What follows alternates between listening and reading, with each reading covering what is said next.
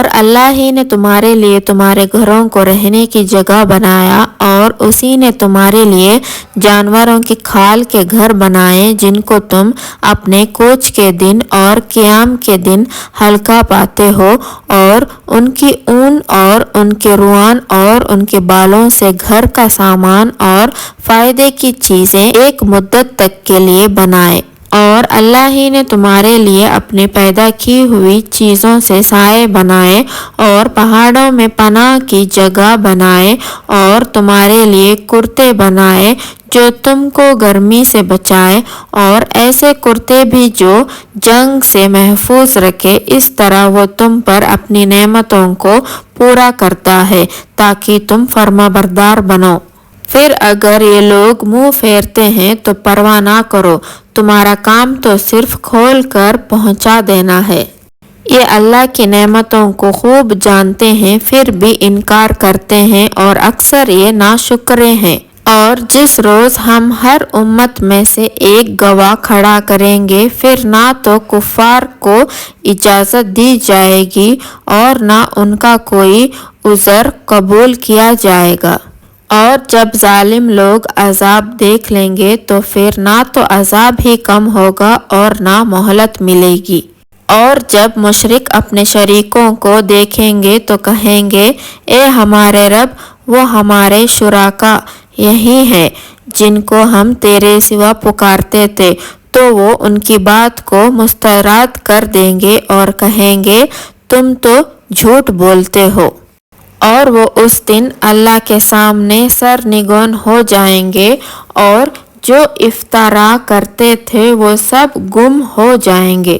جن لوگوں نے کفر کیا اور لوگوں کو اللہ کے راستے سے روکا، ہم ان کو عذاب پر عذاب دیں گے، اس لیے کہ یہ شرارت کیا کرتے تھے۔ اور جس دن ہم ہر امت میں سے خود ان پر گواہ کھڑے کریں گے، اور اے نبی، ہم ان میں آپ کو گواہ بنا دیں گے، اور ہم نے تم پر کتاب نازل کی ہے جو ہر چیز کو کھول کر بیان کرتی ہے اور مسلمانوں کے لیے ہدایت، رحمت اور بشارت دینے والی ہے۔ بلا شبہ اللہ تعالیٰ انصاف، نیکی اپنے قریبی رشتہ داروں کو دینے کا حکم دیتا ہے اور بے حیائی، بڑے گناہوں اور سرکشی کے کام سے روکتا ہے۔ اللہ تم کو نصیحت کرتا ہے اس لیے کہ تم نصیحت قبول کرو، اور اللہ کے عہد کو پورا کرو جب تم اس کو اپنے ذمہ لو، اور قسموں کو مت توڑا کرو ان کے مستحکم کرنے کے بعد، اور تم اللہ کو اپنا ضامن بنا چکے ہو۔ بلا شبہ اللہ خوب جانتا ہے جو تم کرتے ہو۔ اور تم اس عورت کی مانند نہ بنو جو محنت سے سوٹ کٹتی ہے، پھر اس کو توڑ توڑ کر ٹکڑے ٹکڑے کر ڈالتی ہے کہ تم اپنی قسموں کو آپس میں فساد کا ذریعہ بنانے لگو، صرف اس لیے کہ ایک گروہ دوسرے گروہ سے زیادہ غالب رہے۔ بات یہ ہے کہ اللہ اس سے تم کو آزماتا ہے، اور جن باتوں میں تم اختلاف کرتے رہے ان کا اظہار قیامت کے روز تمہارے سامنے کر دیا جائے گا۔ اور اگر اللہ چاہتا تو تم سب کو ایک ہی جماعت بنا دیتا، لیکن وہی جسے چاہتا ہے گمراہ کرتا ہے اور جسے چاہتا ہے اس کو ہدایت کرتا ہے۔